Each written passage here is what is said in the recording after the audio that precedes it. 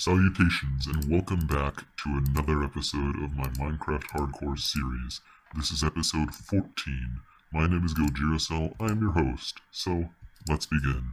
As you can see, I'm in iron armor, which means that once again I have died, and once again I've died off camera, and once again I died to drowns. Trident drowns ganged up on me while I was off getting resources for the upcoming project, the now not upcoming project, and now I am all the way back at the beginning. We have a dirt shack to our name, and yeah, that's basically where we are right now. We have to get everything back, so that's really disappointing. I'm honestly kind of just considering ending the series here. I mean, there really isn't much that I can do. I have this dirt shack, I've got a few saplings growing, my base is meager, got barely any supplies right now, and yeah, that's where we are. So I guess we're gonna have to get another base started, go mining, get a lot more. Oh yeah, I didn't actually die. That's correct, I didn't actually lose any of my items, I didn't die, none of that happened. I just decided to come out here and make this dirt shack and make this stupid joke, and all my items are right in here in this chest, including 2 tridents. I don't know how I got them, so I did, in fact, encounter several trident drowns while I was looking for resources. They were unable to best me, however. I was able to get revenge, and I obtained 2 tridents from the ordeal. Surprise! I'm just going to leave all of these resources except for this and that and those and that. I'm going to leave all these resources here as a memento to my idiocy, and also I want to take this apple, as a memento to my idiocy and stupid jokes. And as you can also see, I have already taken the liberty of enchanting both of these tridents with all of the enchantments that I want to have on them.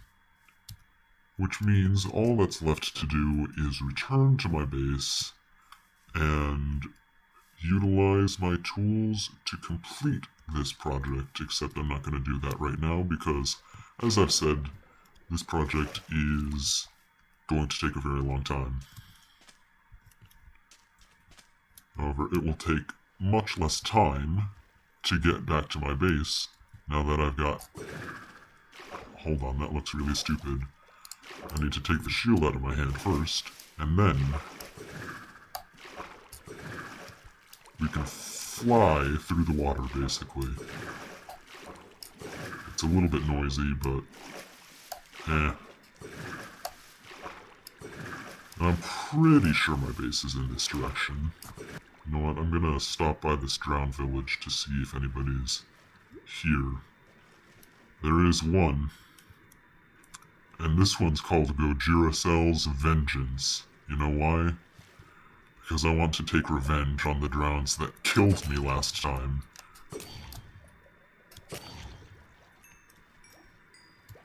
The fools will never know what hit them. What idiots. What clowns. I can't believe that the drowns would be so foolish. And I can even dual-wield these tridents. There's no real use in it, but I can do it, and I have to be careful to only ever use the dual-wielding thing while I'm in water, otherwise I throw the other trident like this, and then it just returns to my inventory. But yeah, I'm cool now.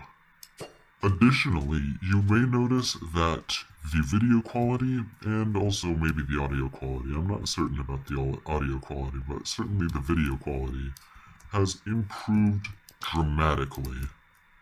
And I'm not going to offer any explanation to that, you're just going to have to deal with it, so But now we've sat around for long enough.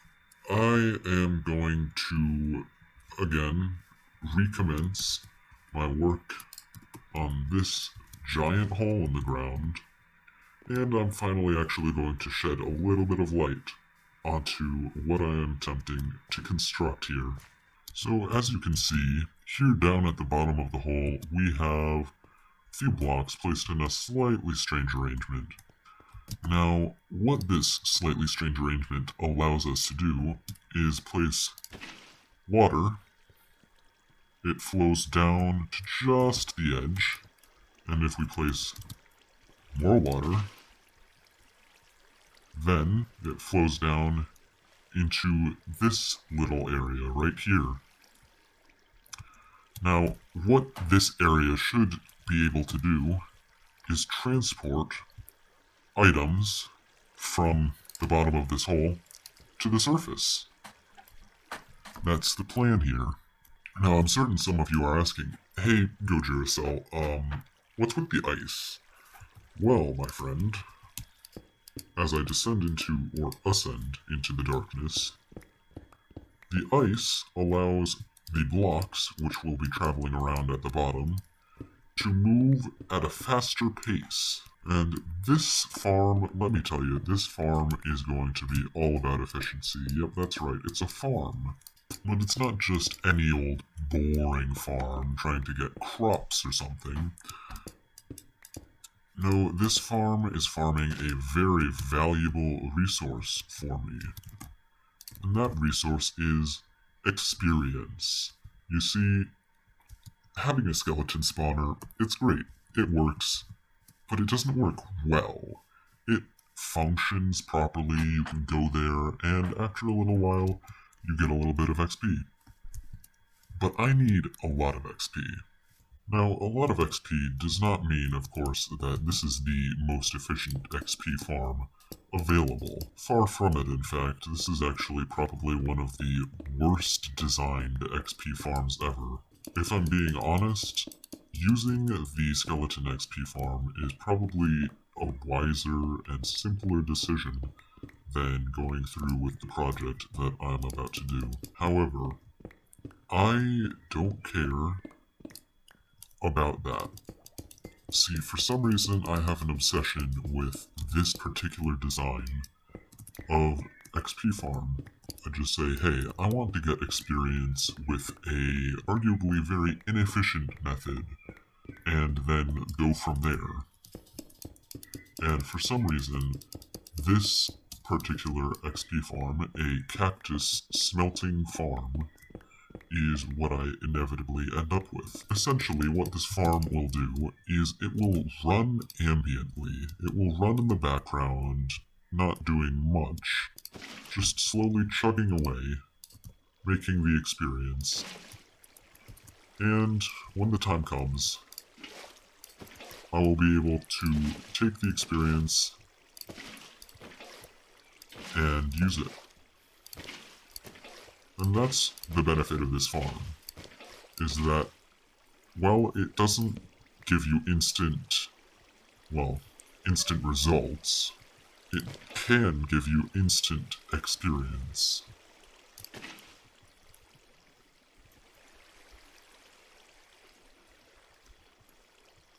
And just like this, we have accomplished the collection system. Now, just to see if it works, we will throw stone into the water. It zips on down. And if we exit this giant hole filled with water and ice, we can see at the top that, along with a bunch of kelp that I forgot to collect, there is a block of stone. Now, this collection system is semi-rudimentary, but it functions, and it is an improvement on previous designs I've made of this particular contraption, because I have made a number of previous designs of this particular contraption. Don't ask me why. I have an obsession. I guess you can't ask me why. My answer will be, I have an obsession. However, now we come to a very important part of this, and it is the cacti. I don't have any cacti in it yet. and I kind of need them in order to actually call this a cactus XP farm, which is what we will accomplish right now. Now, like I've said, I can hardly claim that this farm will be efficient. It is not even the most efficient cactus farm, let alone the most efficient cactus XP farm. Now, there we have a base layer for one layer of cacti. Now we just need to add sand, then we can add the fences, we'll add torches, even though I recently found out that torches are not actually necessary in order for cacti to grow, which is a bit strange if you ask me, but whatever. They apparently just don't need light at all. However, torches are inexpensive, and if I'm going to make this, I might as well illuminate it so that people can see what's going on. And just like that, Cactus Farm is achieved. On to layer 2. And if any of you happen to be wondering what those random dirt blocks up there were for, they were simply to mark out how large I needed to make the hole in order to fit all of the cacti I wanted to fit into it. And we have our first little production of cacti. One cactus. Wow. Don't worry though, that one cactus will soon be many more cacti.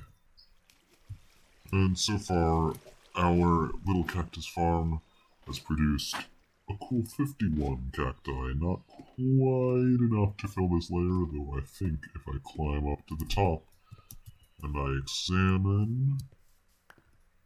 No, I don't have enough yet. Not nearly enough. Well, actually, it is nearly enough. Thankfully, I have a few cacti stored in this chest as well. So it's... And watch this epic MLG. Nailed it. Epic MLG Part 2. Nailed it. And with that, we are halfway full. The sun sets down over the hills in the background. We enter the realm of sleep and wake up to start a new day. And we have finally reached up to the surface with all of our layers. That's not quite enough. We need to get up to there in order to call this section complete. However, we've also run into something of a predicament. You see, the strategy I utilize to place the fences and torches requires walls in order to scaffold off of them and place the fences and then the torches on top of them. Which means I need to build up a bunch of walls. Which, of course, I was likely going to do eventually anyways, but it's gotta happen now instead of later. Well, they're nothing excessive, and I didn't even do all 4 sides. I only really need 2 sides. But there we have it. We have walls, and we can now continue and complete our little module here. The only issue is, I don't have a way to get up after this, but we'll think of a way to get up later. Maybe I'll get more ladders, or maybe I will do literally anything in this block game that can allow you to ascend. There are many different ways, manners, activities I can do in order to go higher in altitude. And just like that, hey presto, we have accomplished this entire module. What you are looking at right now is 256 cacti, all producing 1 cacti per, I believe it's around 15 minutes, which means I get many cacti every minute. Now, of course, here's the best part, and something that I've been trying to keep away from the light for a little bit. You see all of this work, all of these cacti, this 256 cacti block farm. This massive hole in the ground and everything isn't enough. It's not nearly enough. In past iterations of this, I have tried to do it with only this. It failed miserably, and I was forced to proceed and create a far larger farm than I had ever imagined, which is why this project is going to take very long, because this module is not even close to half of what I need in terms of cactus production, let alone bamboo production, which I haven't even started yet. Essentially, within this episode, I wanted to give just a little glimpse behind all of the work that's going to have to go into this project in the coming days. Either way, there it is in all its glory, a little bit zoomed in just because I can. And again, not even close to half of what we need. I'm going to clean up these cacti though, because I don't need them all over my base. / island, because I guess this island is my base. And then I will mend my armor. And we are back. I have got my armor all mended up. All of my tools except for my shovel because I'm a fool. And we are essentially prepared to continue, except for the fact that I don't have enough iron to do a lot of the things that I want to do coming up. Well, I suppose, as I discussed in the last episode, there is one solution, and I realize I said I was going to wait, but I think that it is time. It is finally time. We are going to update to 1.17. If the world gets corrupted, that will be a shame. Ultimately, though, it's not my fault, in any way, shape, or form. No responsibility lies on me. So, having said that, let's go. This should be sufficient. Now I just need to light it, and just like that, we're ready. So, let's hop through. And there we are, and it seems that the portal has broken from the shock of switching versions, but that's completely fine. It has already served its usefulness, as we are now inside of the version 1.17. But anyways, that's going to be it for me for this episode. I hope you enjoyed, and stay safe. Goodbye!